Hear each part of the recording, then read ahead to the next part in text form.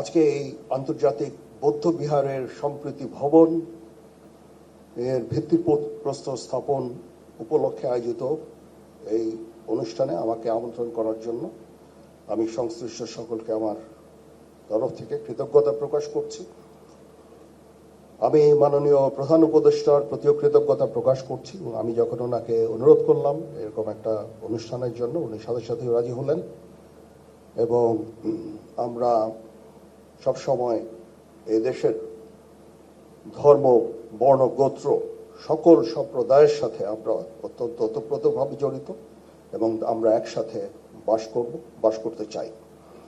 আমি মাননীয় প্রধান উপদেষ্টাকে আবার ধন্যবাদ জানাচ্ছি। ওনার অনেক কর্মব্যস্ততার মাঝেও উনি রাজি হয়েছেন এখানে এসে এবং উনি আমাকে অনুপ্রাণিত করেছেন এই কাজের জন্য। এই জন্য ওনার প্রতি আমি কৃতজ্ঞতা জ্ঞাপন করছি এবং আমরা ইনশাআল্লাহ সবাই মিলে এই দেশ জাতিকে একটা শান্তির জায়গায় নিয়ে যেতে চাই।